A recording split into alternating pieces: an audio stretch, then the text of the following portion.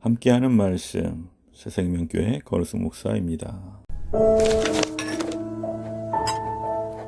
내 형제들아, 너희는 선생된 우리가 더 큰 심판을 받을 줄 알고 선생이 많이 되지 말라.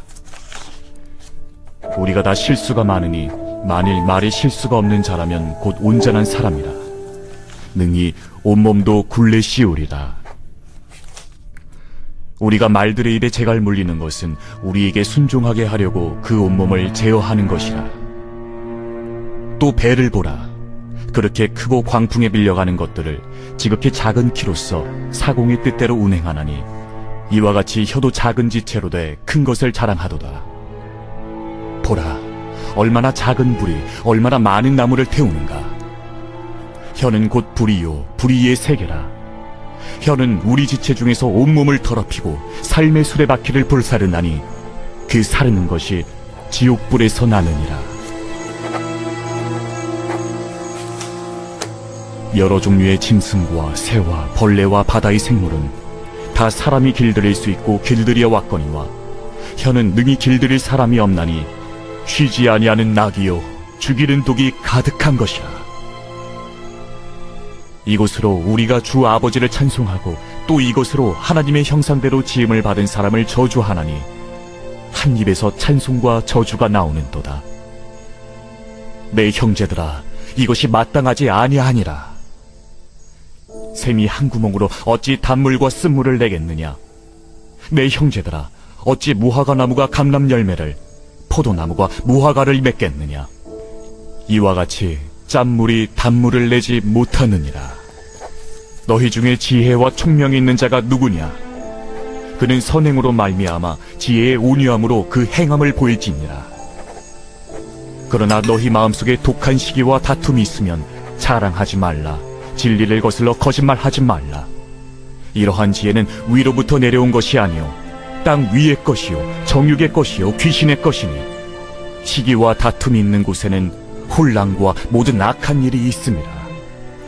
오직 위로부터 난 지혜는 첫째 성결하고 다음에 화평하고 관용하고 양순하며 긍휼과 선한 열매가 가득하고 편견과 거짓이 없나니 화평하게 하는 자들은 화평으로 심어 의의 열매를 거두느니라. 오늘 본문에서 야고보 사도는 말에 실수가 없는 사람은 온 몸도 다스릴 수 있는 온전한 사람이라고 합니다. 그럼에도 오늘날 교회에서 발생하는 수많은 문제가 경솔하게 내뱉은 말들로 인해 발생하고 있습니다. 이러한 시점에서 야고보 사도가 주는 교훈과 경고의 메시지는 대단히 중요합니다. 혀는 몸의 작은 지체이지만 인생 전체를 살리기도 하고 망하게 할 수도 있습니다. 다윗이 바란 광야에서 생활할 때 한 번은 나발을 찾아갔습니다. 그는 부자 나발의 가축을 완전하게 지켜준 대가로 양식을 청했으나 나발은 오히려 다윗을 비난함으로써 죽음을 자초했습니다. 그러나 그의 아내인 아비가일은 지혜로운 말로 다윗의 불같은 화를 가라앉혔습니다. 우리는 말이 가진 이러한 강력한 영향력을 깊이 생각하면서 혀를 제어하는 일에 힘을 쏟아야 합니다. 우리는 어떤 말을 조심해야 할까요? 먼저 분노를 여과 없이 드러내는 공격적인 말과 비난의 말을 조심해야 합니다. 분노에 휩싸이면 우리는 자신의 말이 가져올 결과를 생각하지 못한 채 하지 말아야 할 말들까지 서슴없이 쏟아놓습니다.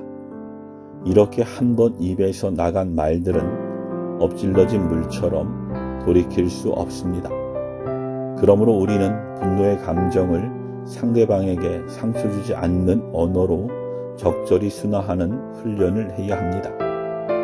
또한 우리가 조심해야 하는 말에는 거짓말과 불평의 말이 있습니다.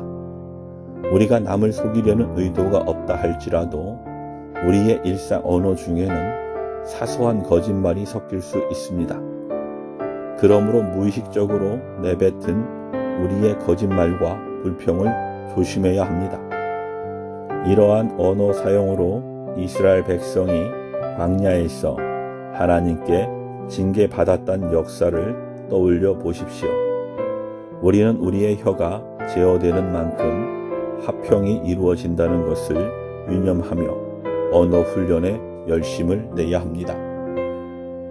혀는 악독한 일에 사용될 수 있지만 가장 영광스럽고 선한 일에 사용될 수도 있습니다.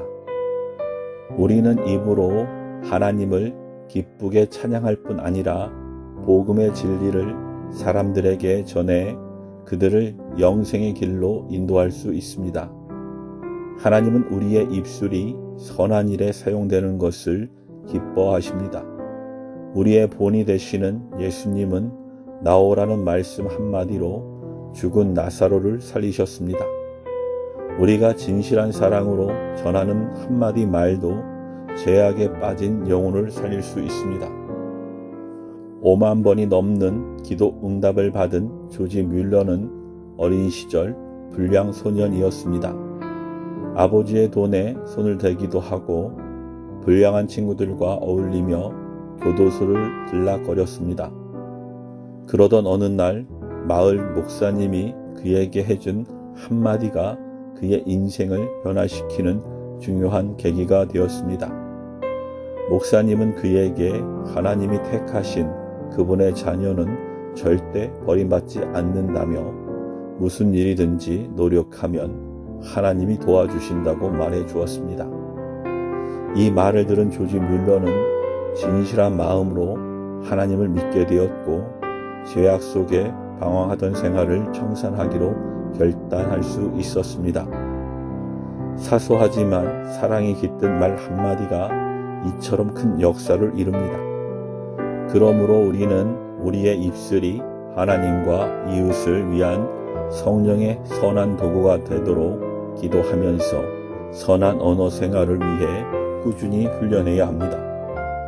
우리가 하나님의 귀한 일꾼으로 인정받으려면 먼저 우리의 입술을 제어해야 합니다. 왜냐하면 우리의 혀는 죄악의 도구가 되기도 하고 반대로 하나님과 사람들에게 선한 도구가 되기도 하기 때문입니다.